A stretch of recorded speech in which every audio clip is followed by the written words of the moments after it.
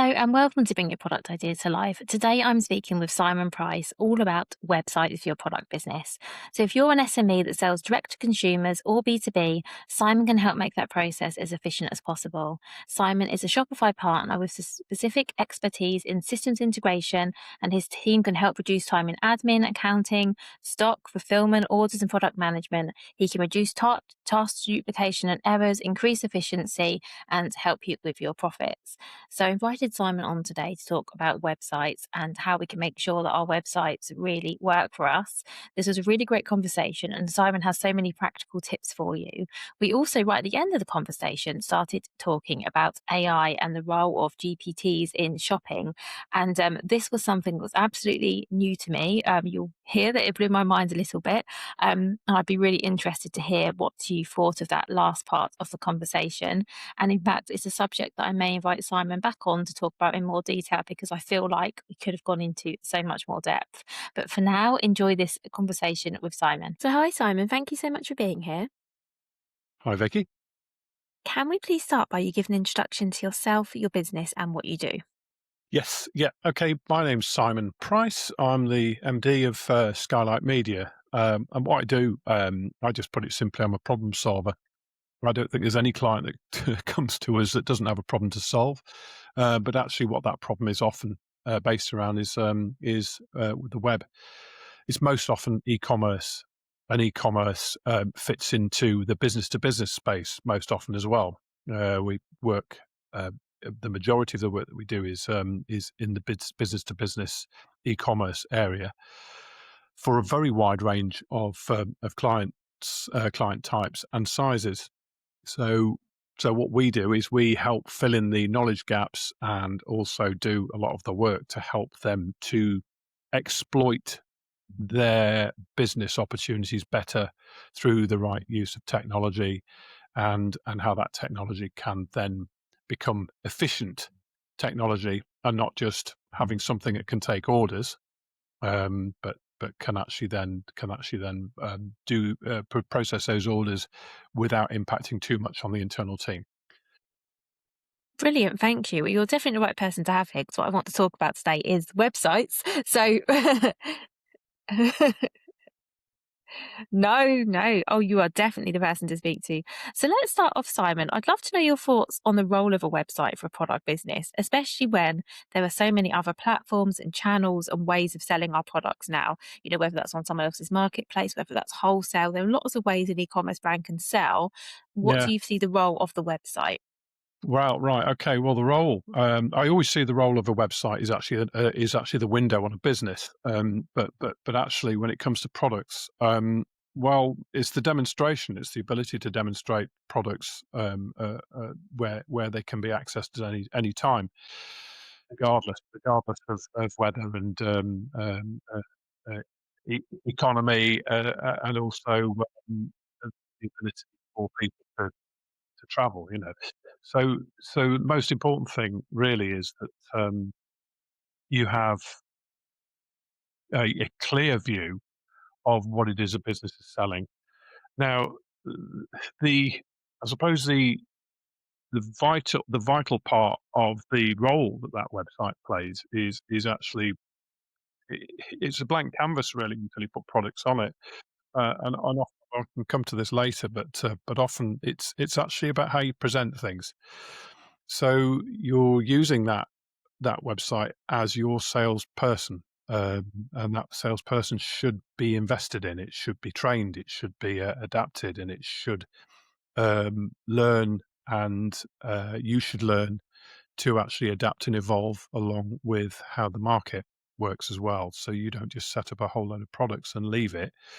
You constantly look at it. You constantly monitor it. So you have to almost treat it as a human being in many ways. Coming into AI, that is becoming more possible.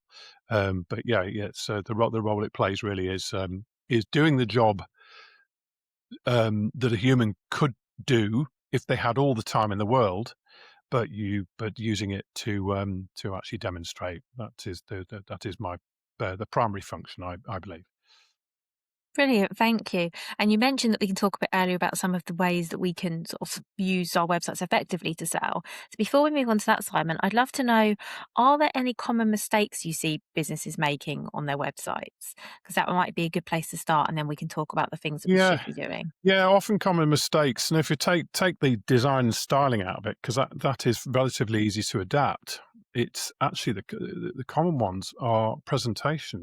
It's how a product looks. If someone's supposed to buy something, then how it looks within the environment it's sat in is vital, but also how it is described and explained.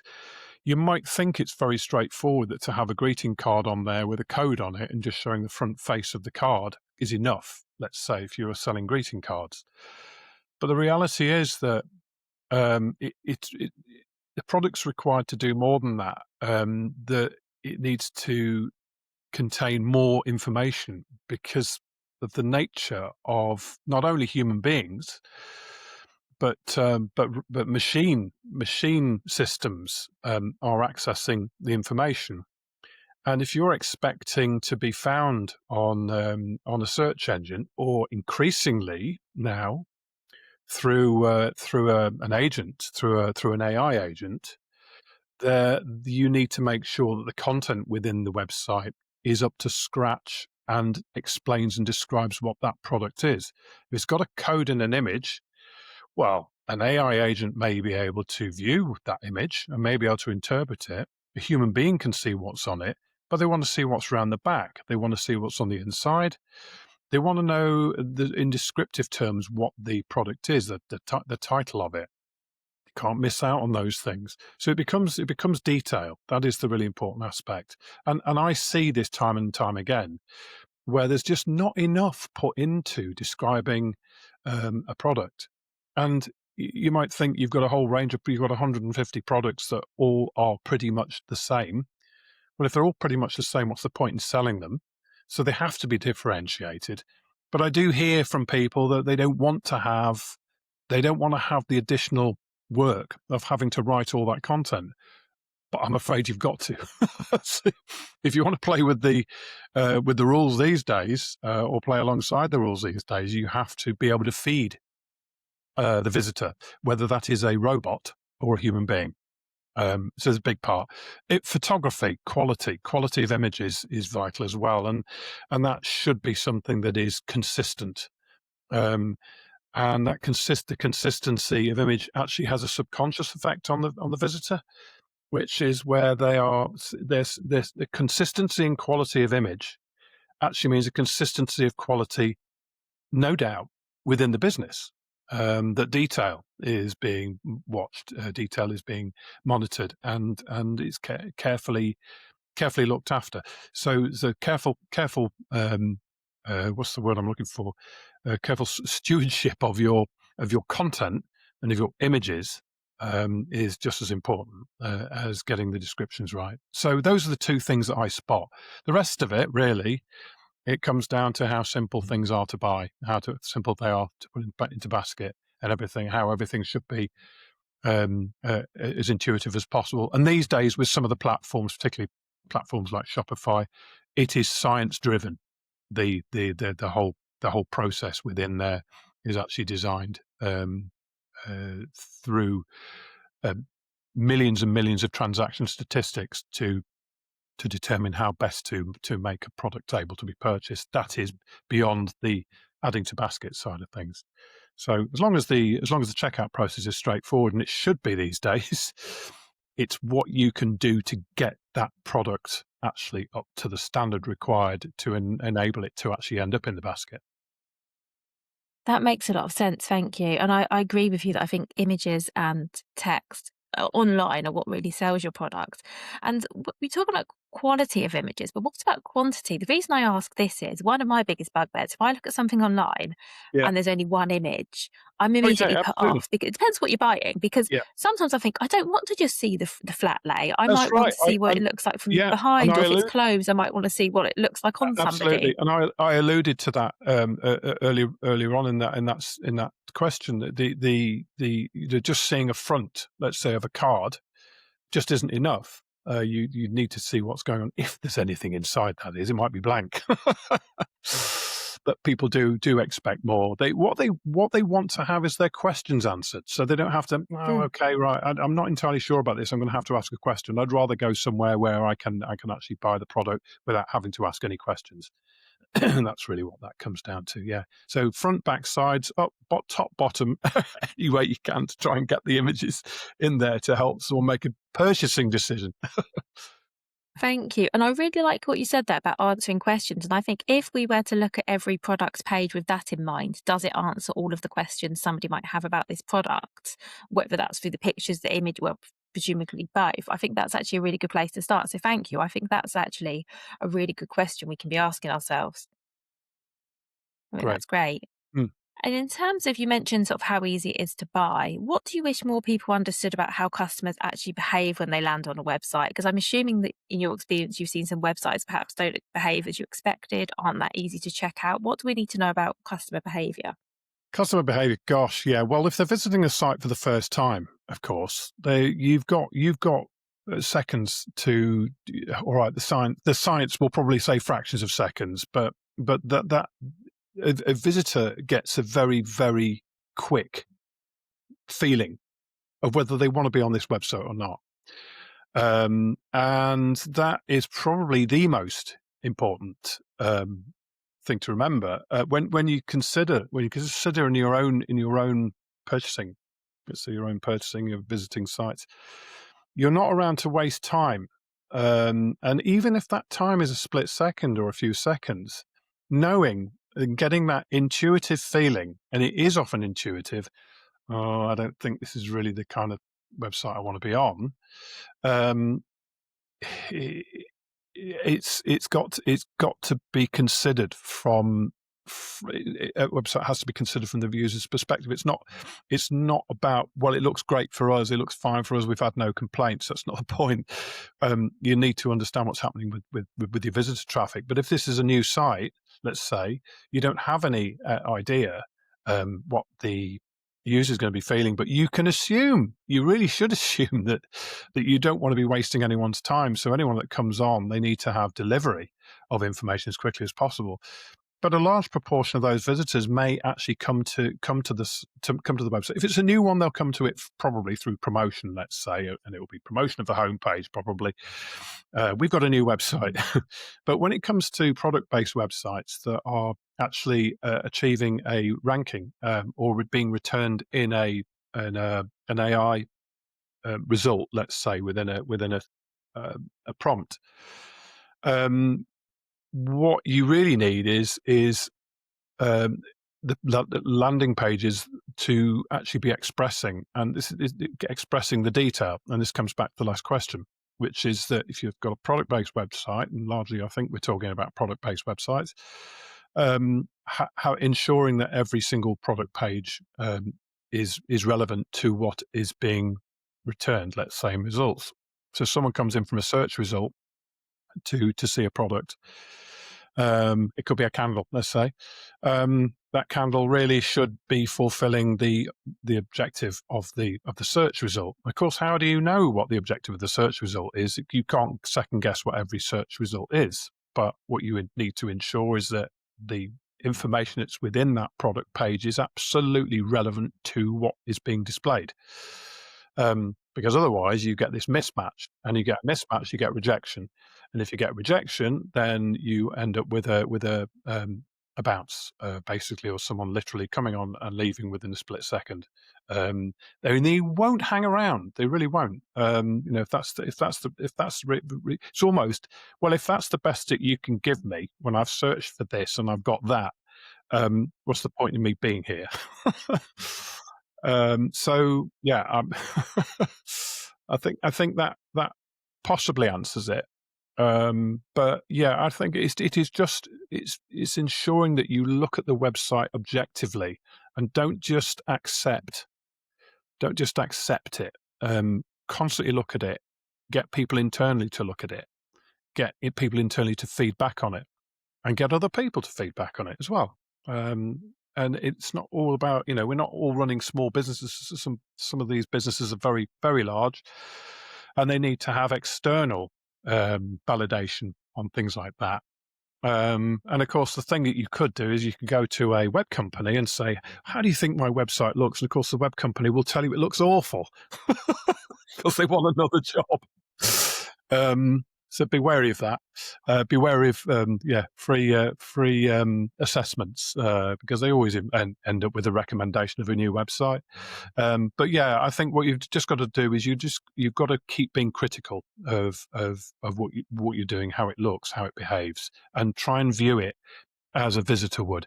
If you've got agents, if you sell through agents, then agents are a great place to go to talk to them. So if you've got field agents out there selling your products, then ask them what their honest appraisal is of the website and listen to what they say, because they're out there selling your products. That's great advice. Thank you. So, if a business comes to you and they say, my website isn't converting, what tends to be going on? What are some of the common reasons you see for that? Well, I mean, it can be the things that we've just already spoken about. That is most often it. It can, just yesterday I was talking to someone within the industry who had been talking to an exhibitor at Top Drawer, and he said, I need to go and talk to this person." Now they're quite well known, but they've got a website that was built in 2015. And often, you can spot straight away immediately that there's an awful user experience there, and that user experience might have been fine back in 2015, but it certainly isn't these days. And so it can be quite quick. It can be quite a speedy, assessment, really. When you see something like that, you see something that's old, that really doesn't belong in today's web experience. And you can believe that that web experience will not extend towards machine visitors as well. Those machine visitors are absolutely paramount. So I think a lot of it is you go on within a few minutes, you can start to pick up that there's information missing, that there's the design doesn't hold together, that it's clunky. These are because we view hundreds of websites and hundreds of layouts, and it's just unfortunately it's a thing that comes with experience. You look at your own site and you kind of put up with it to a point at which you become bored often, and then it's time to change. And people often the boredom threshold for a business is a lot slower, funnily enough, than actually the process to realizing it's not working. Because it's often, things have gone downhill and we're not too sure why. Let's look at the website, and then refresh it, because they think people are bored. But an awful lot of visitors won't have seen that website for ever before, might be visiting it for the first time. And are met not with boredom, but they're met with, well, this company hasn't really invested in its website, hasn't invested in its presentation, therefore I don't think I belong on here. So I would say from my point of view, if a customer's coming to me, they're coming to me because they're either bored or things aren't working. And it doesn't often require me to go and say, well, here's the reasons it's not working, because they often know.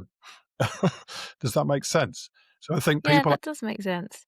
innate sense that things aren't working. As much as you put a salesperson out on the road, you know within a few months that that salesperson isn't working because there are no orders being generated.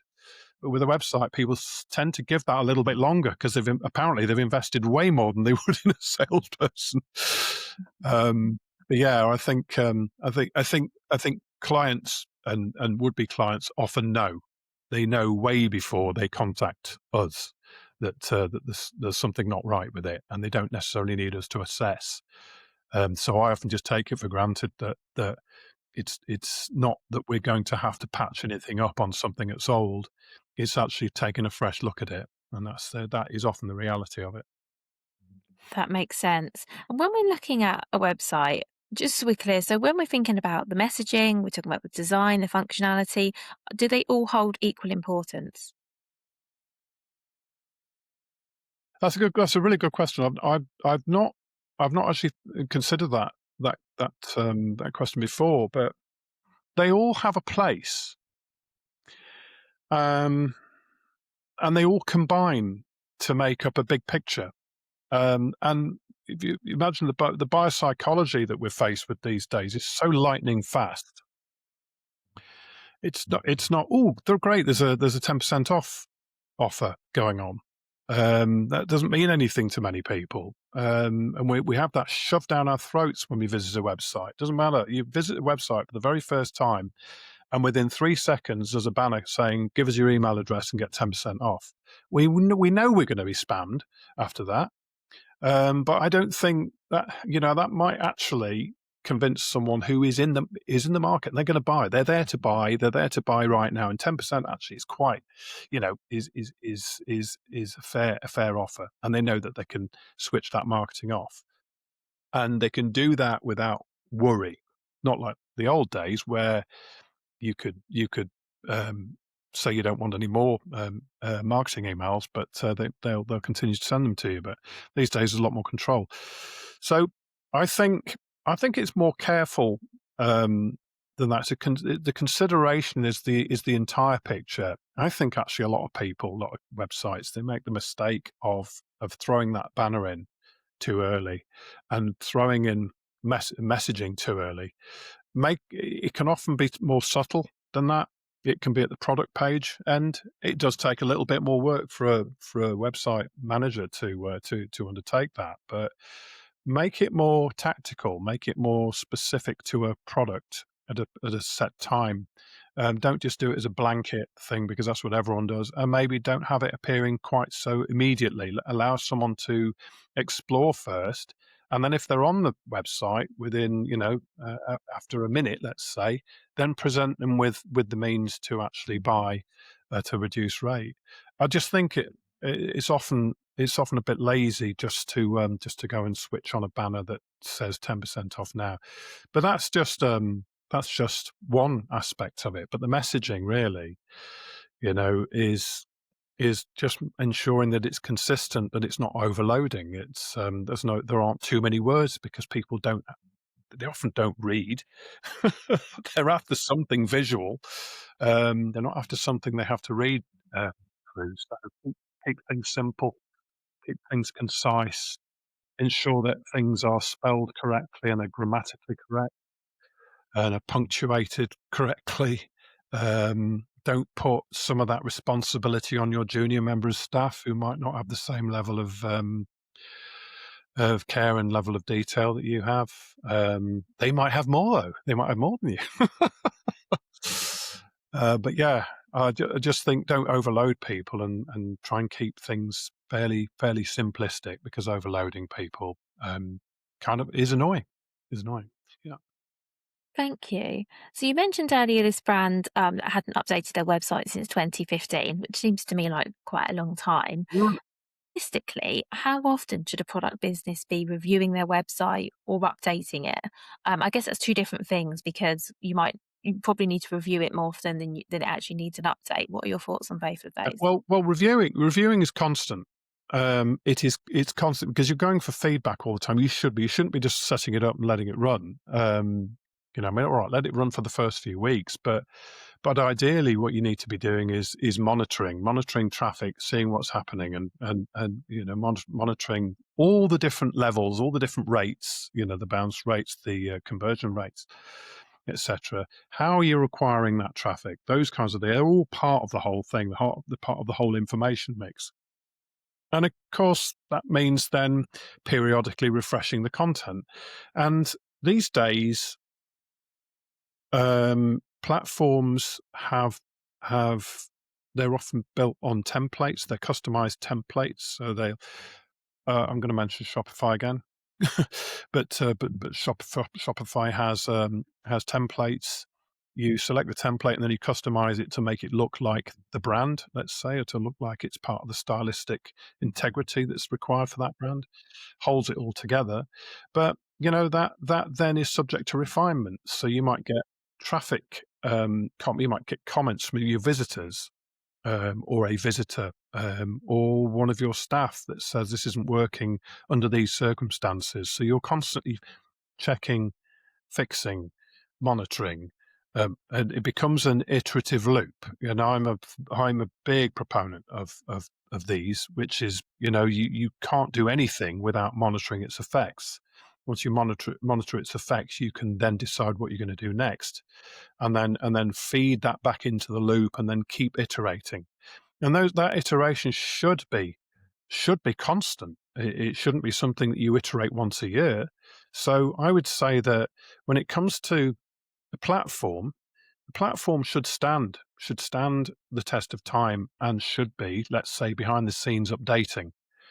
And the way of the world these days is, because things are moving so rapidly, because security is becoming so much of a concern for people. Pick a platform that's secure. Pick a platform that's going to be updated behind the scenes, and it isn't going to cost you for those updates necessarily.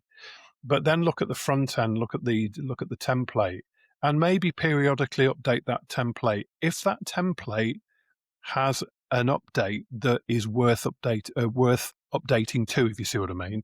So what can happen is, you can have a template that you've customized, that you've built the business on, and then there's a second version of it, or a third version of it, that has a whole load of new features. And some of those new features might actually be features that you actually had as extras that you were paying for within another part of the website, that you can dispense with because the new features are part of the template. And so it's just a matter of just keeping your eye on that, because you're looking at security, you're looking at things like the user experience from the perspective of browser technology, and browser technology is always updating. We don't realize it behind the scenes. Well, we don't realize that it's going on behind the scenes often. But you come to a website, and all of a sudden something looks a little bit out, and it can be that your browser has updated, and it's rendered an object, let's say, on screen a little bit poorly, and that could be resolved by the person that owns the website, just by updating to their latest template version, or it might need a fix. So you kind of have to have a mind on these things all the time. So it's go back to those reviews, those periodic reviews, and then maybe every couple of years just revitalize the front end, just to keep it up to date. And that's not because companies like us earn money out of it. Well, maybe if you're on one of the other platforms, you probably would cost you, but those kinds of costs are fairly minor, but they can polish you and keep you looking polished without too much additional cost. So the ongoing cost should not be something that should be particularly high. And if anyone out there is paying for a lot of Overwatch, as I call it, for some of the things I've said, then it might be time to start looking at an alternative platform, because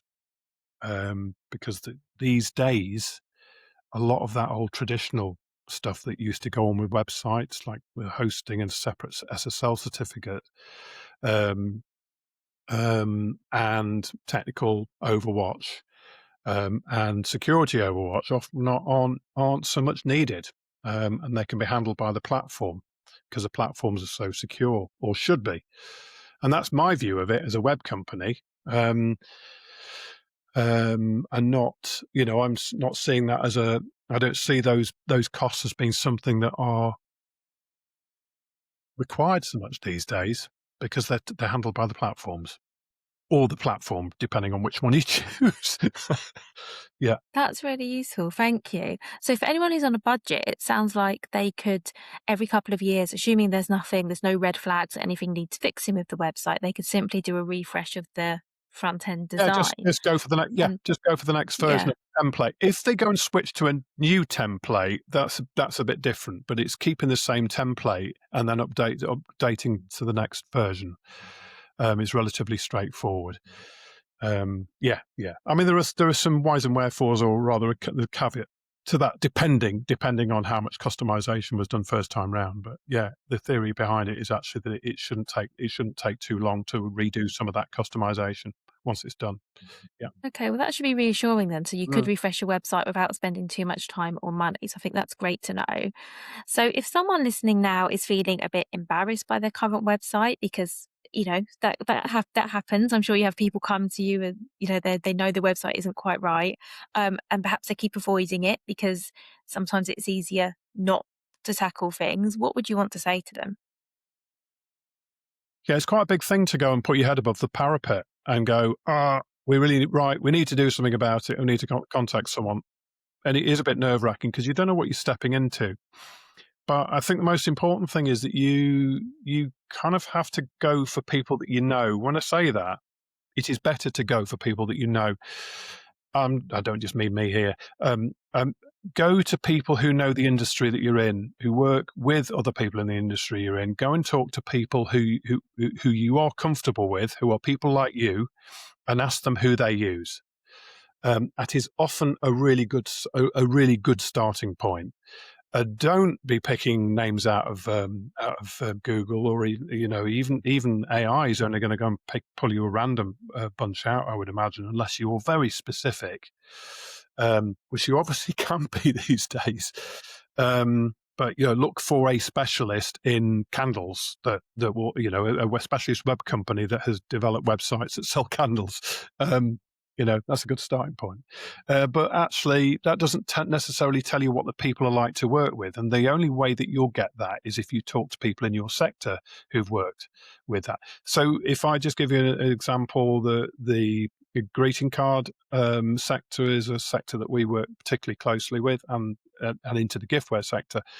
And the greeting card sector, we are known for looking after people within that sector.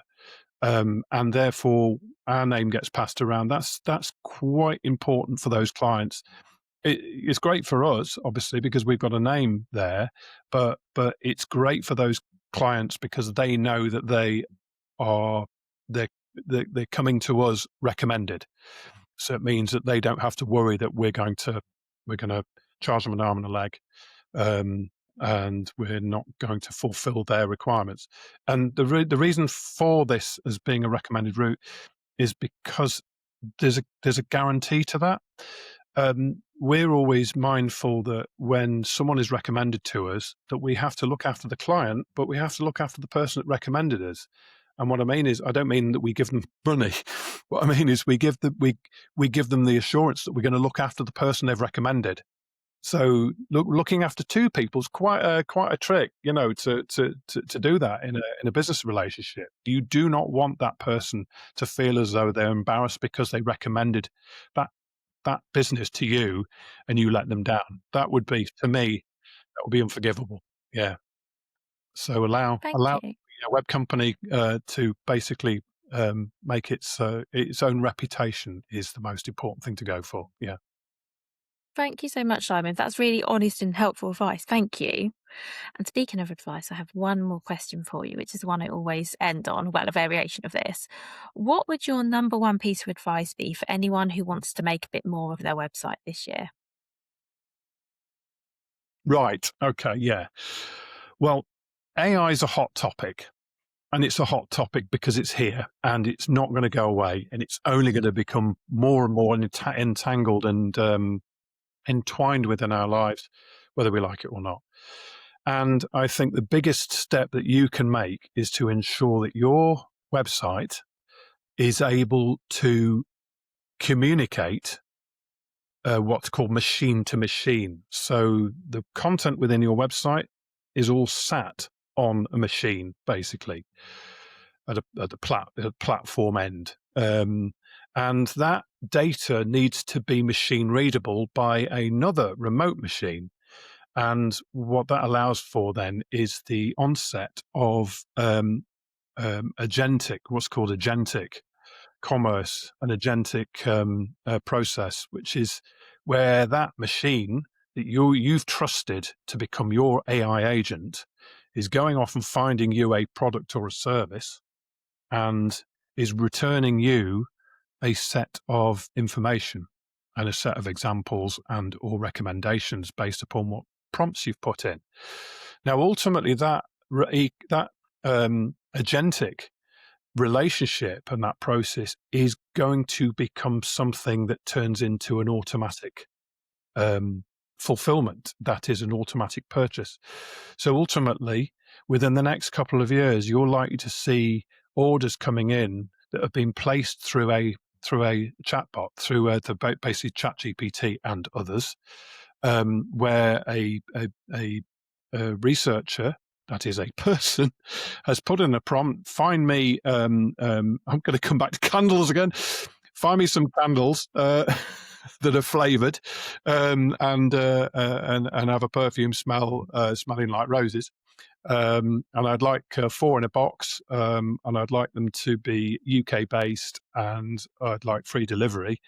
And those robots will go off, search the products, give you a selection of those products, and then ask you if you would like to buy any of them. You're then giving authority to buy. Now, you don't have to worry about that yourself, but your customers will be concerned about that, and they'll be looking for the novelty at first. Oh my goodness, I can buy through my GPT. But ultimately, that's going to start to become much more habitual. And that is agentic commerce is predicted to account for about 50% of all transactions by 2030. So if you can get that right now, you've done a lot of the hard work. But it does depend on the platforms. So you need to be careful. So if you've got an old website, that will probably not be able to be machine readable and won't allow for that interrogation to occur. And also probably not the transactional side of things. So it's not always, it's a good idea to keep up with technology. And that is probably the biggest step in technology that we've seen for a generation, maybe, in terms of time that the internet's been around. It's huge. Yeah. So Yeah, thank you. machine to machine, and ask yourself if your website can do that. And if it can't, then talk to someone who can assist with that. I really didn't think you were going to say that because Simon, did not know that was a thing. I genuinely, I Really? mean, don't get me wrong, I've used GPTs to compare, if I'm looking for a product, I wanted a pad to go onto my treadmill, like a walking pad, for Yeah. example. And I did go to ChatGPT and Yeah. say, these are my requirements. And it came up with a short list. It did a nice comparison table. But we're not yet at that stage, are we, where it No. can then go ahead and buy it for you? No. But that No. is coming, is it? Yes, yeah, and by demonstration, I've done this with products and I've done this with holidays, and you get a fantastic set of results back, and in that it will also say, I can't buy this for you, but here's where you can get it from. But it says I can't buy it for you yet, but we know it's coming Oh, because AP2 is along the way, which is Agentic Protocol 2, which basically the all the payment systems, card processing systems are all geared up and ready for it. Shopify is ready for it. Shopify Agentic is actually part and parcel of its system. It's built into its platform. And so it's ultimately what it comes down to is it's legislation, it's legislative, that is where the furlong, the final furlong is really for it to start operating, and it's predicted to start operating as a thing by the end of 2026, and it will start to wind up. So it won't be everywhere; it'll be in some places first, some platforms at first, and then people will gradually get used to it. But when I first heard about it, which was back in about July, it blew my mind. I thought, no, people can't, people can't do that. Surely not. But as I've read more into it and I've understood it and I've understood the importance of it, you will ultimately be able to do things like scheduling purchases, so that if it knows that you buy a greeting card for your mum's birthday every year on a certain date, it can go off and buy that for you and send that to you so that you can then do the rest of it. The automatic card companies like Funky Pigeon, um, those actually will send your card directly on, but their system, I believe, will ultimately carry that agentic process as well. Or if it doesn't, it should do. Um, but ultimately, it is the ability to make your life simpler. That's really where this AI is Wow. evolving. It's not designed to make life more complicated. It's designed to make it more simple, and the And I'm complex assuming with the adopting of it. Once yeah, but the I can see opportunities here. So I'm assuming you could look at something on a website and you could say, Please buy this for me on payday," for yeah, example, because you yes, could think, "Oh, I haven't got the money now. I don't yeah, wanna forget about this." So I that's can see absolutely right. yeah, and I can see that for product businesses, if your website is set up that you can take advantage of this, I can definitely see the advantages because I think and I don't know how, but I'm thinking that logically there will be a difference between a person reviewing your website and a bot reviewing your website. Of course, your website needs to do both because there'll still be a lot of people who will be coming to your website. So that has definitely given all of us, I think, a lot to think about, Simon. Wow, I can't believe this was a fantastic episode. And this last few minutes have actually, everything's been really useful, but the last Good. few minutes have genuinely blown my mind. I had no idea this was Oh, it's coming. interesting. Um, Yeah, yeah, really interesting. And yeah. perhaps I'll have to get you on again in another year when this is all up and running. And because I think there will be The some world will changes be a in how different we need place to by then. yeah, and I genuinely think, as I was saying, there will be some changes in how we all need to think about our websites, given that, you know, Yeah, I bots will think be looking at them more. the fundamentals remain the same, but it's just what's going on around it. The fundamentals have always been presentation and information and that kind of thing, and making sure things are up to date. There's nothing wrong with that. It's like your shop window. You would never have a shop window that stands the same year on year in, year out. Anyone that does that is going to have a shop that's not particularly successful. But yeah, it's the things that are going on around that are very helpful and useful. And some of the platforms have AI built in, for example, already, so that it can help you write some of your content, which is something I was going to say before. But anyway, I could talk about this all day. Is the truth of it. And so, if anyone does want to wants to have just a natter about it, I'm more than happy just to talk. That's brilliant, Simon. Mm, Thank you so much. Well, I'm going to put all the links where people can find you, contact you, talk to you great. about AI in the show notes for this episode.